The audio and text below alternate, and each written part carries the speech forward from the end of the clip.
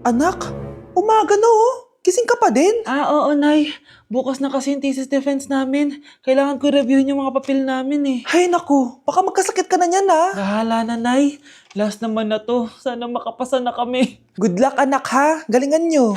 Nay, na-defend namin yung thesis namin! Wow, congrats anak! Ibig sabihin, Oo, Nay. Gagraduate na ako. salamat naman at makakapagtapos ka na anak. Oo nga, Nay eh. Worth it lahat ng stress at puyat. Kita ko nga sa mukha mo anak ko, sobrang dry, sobrang dull. Tapos parang na-sunburn din oh. Nay, ayoko naman magmukhang zombie sa graduation namin. I got you anak. O eto, gamitin mo tong Glad to Glow Brightening Moisturizer. Ginagamit ko to araw-araw anak. Moisturizing talaga at madali ma-absorb ng skin. Take note, suitable to for all skin types. Grabe na yun, nag-brighten talaga yung skin ko. Ready na ako sa graduation namin. O diba, sabi ko naman sa'yo eh, I got you. Anak, pag nawala na ako, gusto ko lumaki ka mabuting tao, ha? Nay, ano ba yan? Tumigil ka na dyan sa kakaganyan mo. Pag nawala na ako, huwag mo akong kakalimutan, ha? Pakilala mo ako sa magiging anak mo. Sabi ko tumigil ka na eh. Oh, anak, tulog ka pa din? Di ba may pasok ka? Kumising ka na. Si nanay naman eh, umagang-umaga eh. Anak, umupo ka na dyan. Malapit na matapos ng favorite mong ulam. Ayoko niyan, Nay. Ay, naku, maldita na naman siya. Oh, anak, tapos na to favorite mo lasagna. Kumain ka na. Bakit ka pa nagluto niyan? Ayoko nga niyan, di ba? Wala akong gana. Anak, anong oras na oh? Matulog ka na, ha? Hindi, Nay. Magpupuyat ako. Ano ba, anak? Bakit ka ba ganyan sa akin, ha? Magpupuyat ako! Kasi miss na kita, Nay. Miss na kita, Nay. Happy Mother's Day, Nay. Nakikiramay po ako sa pagkawala ng asawa niyo. Masakit para sa amin ang pagkawala niya. Kailan pala namin makukuha yung mga ipapamana niya sa amin? Ipaprocess pa po namin yun, ma'am. I-update na lang po namin kayo. Sige po, attorney. Sakit ng pagkawala niya. Nay, tignan mo oh. May medal ako. Oh, ano namang paki ko dyan? Di ka ba proud sa akin? Hindi. At wala akong paki sa'yo. Iniwan ka na ng tatay mo, di ba? Kaya pwede ka nang umalis dito. Bakit ka ba ganyan sa akin, Nay? Huwag mo nga akong matawag-tawag na nanay dyan. Kadiri! Hindi kita anak. Ang nanay mo, wala na. Malandi kasi. Nay, gutom na ako. Ay, gutom na baby ko. Wait lang, mag-order ako ng steak for you, ha? Yay! Steak, my favorite! Ampun lang pala ako. Nasaan na yung totoo ko, nanay?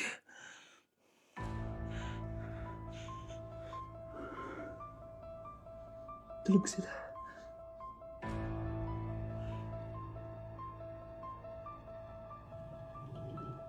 Nasaan na yun?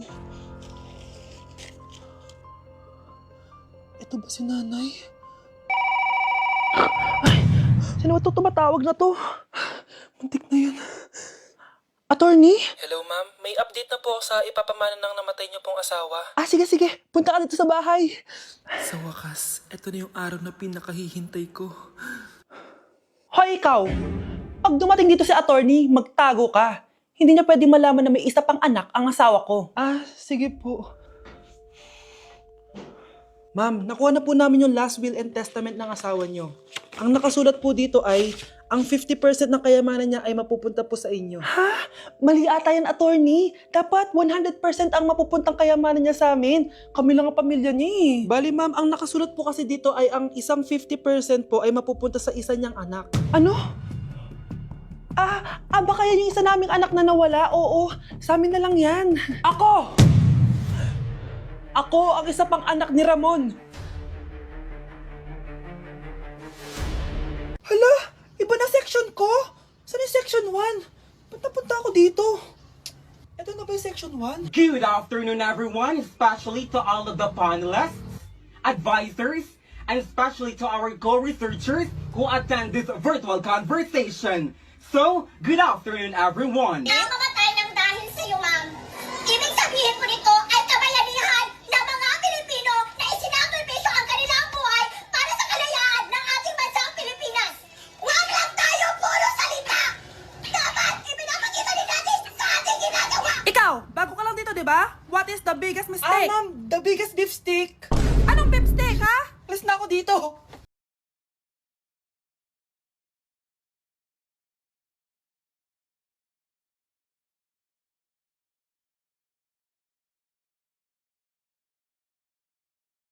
Unke? Unke? Unke? Unke? Ke? Hoy, ikaw babae ka! Puro ka dami ang gur dyan, ha? Anay, Ang dami mong hugasin dun, oh! maghuhugas na po ako ng plato. Puro TikTok to. Maghugas ka lang dyan, ha? Unke? Unke? Unke? Unke? Ayan, aminin mo, mas maganda pa ako sa'yo. Ay, wow. Okay, class. Magdi-discuss ako. Makinig kayo sa akin, ha? Oh, grabe, ang ganda ko talaga. Masaya na naman siya, oh. Manda ka sa akin. Ah, ma'am, di ba po bawal mag-makeup kapag oras ng klase? Si Scarlett kasi nagme-makeup po. Lu, pero pag ikaw pwede? Basto. Ay, oo. Mamaya na yung makeup na yung Scarlett, ha? Makinig ka sa akin. Aw, di na siya makakapag-retouch. Okay, class. Dalawa ang naka-perfect sa exam natin. Si Cheska. Expect ko naman na perfect ako, eh. At si Scarlett. Ah, perfect din ako. Talagang nilalabanan ako ng babaeng to. Patingin na tas paper mo. Ah, ma'am, di ba wrong spelling is wrong? Mali yung pneumonia niya, oh. Walang P sa una. Ha? Ay, oo nga. Kulang ng P. Hindi ka na perfect, Scarlett, ha? Ayan, ako na ulit ang highest dito sa klase. Kontrabida talaga tong si Samantha sa buhay ko. Bakit di nagre-reply yung jowa ko? Saan na ba yun? Tagal naman ni Scarlett. Saan na kaya yun? Hi, Miguel! Oh, Samantha, samahan mo naman ako sa kantin. Libre kita. Ah, di pwede. Hinihintay ko yung jowa ko. Ha? Nasaan na ba yun? Yay! Sasamahan mo ako!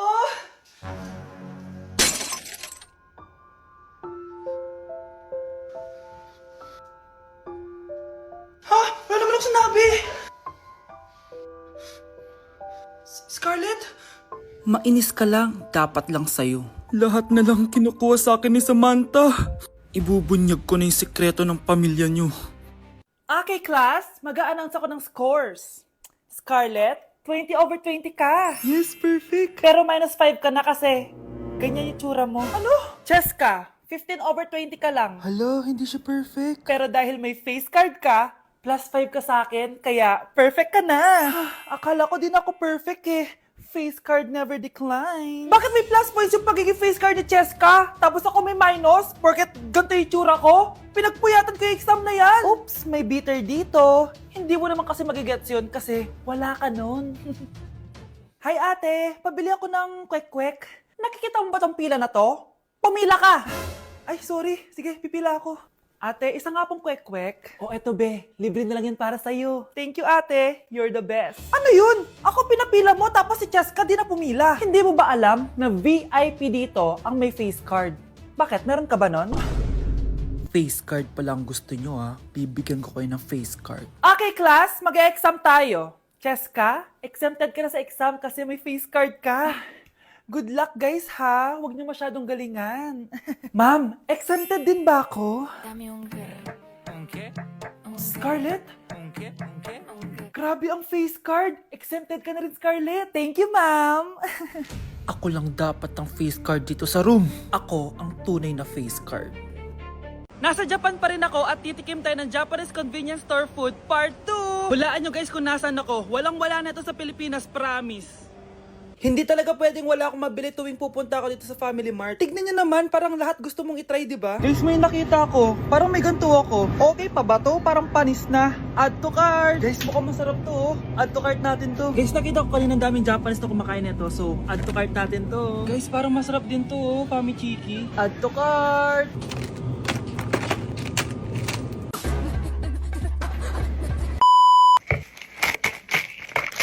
Tikman na natin! Una natin titikman na itong mukhang baya. Bakit kaya ganito kulay niya? Saan yung amoy niya? Amoy mani. Unang kagat. Masarap siya pero lasa siyang mani.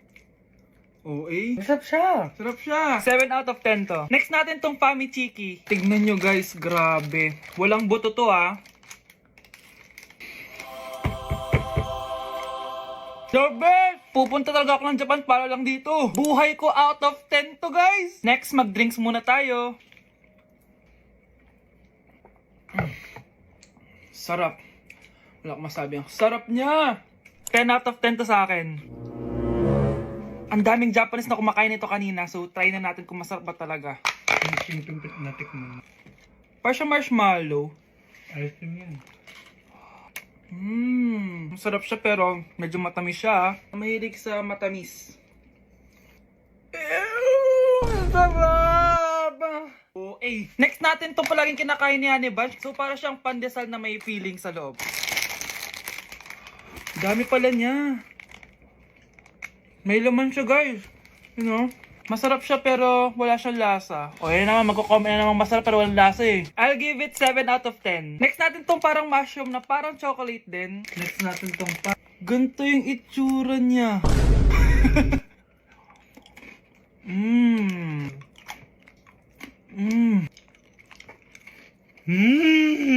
Okay talaga. Masarap to guys, 9 out of 10. Okay guys, last natin tong soy sauce flavored moisturized crackers. So lasa siyang toyo. Tikman na natin. May singit. So ganito yung itsura niya. Nga, may singit. Wag nyo try guys. 1 out of 10 lang to. So yun lang naman guys, no? Kung gusto nyo ng part 3, mag-comment lang kayo dyan. And malapit na kami umuwi sa Pilipinas. Bye-bye!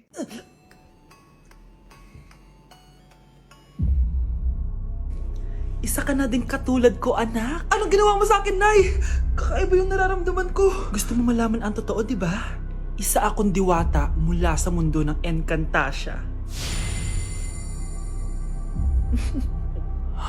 At isa sa kapangyarihan ko ay ang manipulahin ang picture na nasa cellphone mo. Bakit yung mula sinabi sa akin, Nay? Dahil ngayon ang tamang panahon, anak. At nasa katawan mo na ang kapangyarihan na para sa'yo. Pero paano ko malalaman kung ano yung kapangyarihan ko? Ikaw ang tutuklas niyan, anak. Ano kaya magiging kapangyarihan ko? Baka nagiging invisible ako.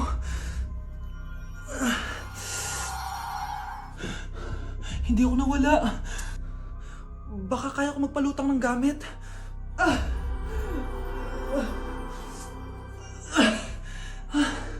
Hindi lumutang. Ang hirap naman neto. Baka kaya ko tumagos sa pintuan. Aray, aray, aray. Aray. Natatay ako.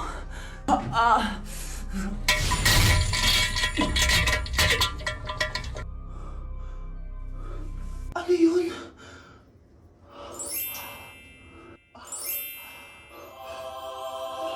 Ito ba yung kapangyarihan ko? Tumain ng ginto? Nay! Alam ko na yung kapangyarihan ko! Tumatay ako ng ginto! Anak, uminom ka na maraming pampatae para yumaman na tayo! Talino mo talaga, Nay. Kuya, try mo po yung sikat na mango na ice cream. Mango na ice cream? Mango is my favorite flavor, so let's try it. Wow, parang ang sarap niya. Tara, bili tayo. So, papunta na ako sa convenience store para hanapin yung famous na mango na yan. Sabi nila meron daw dito sa Vietnam. Kaya pumunta ako dito sa Circle K. Guys, meron dito, oh. Hello, kompleto. Guys, excited na ako matry ito. Bilhin na natin. Grabe, napakamahal naman ng mga yan. Ayun guys, binili ko yung mango, yung lemon, tsaka yung peach. Eto na sila. Tikman na natin. Unahin na natin tong si mango kasi ito yung pinakasikat. Sirain ko na. Wow! Mukha talaga siyang mangga in real life, guys. Tapos dito siya hahawakan. Okay, unang kagat.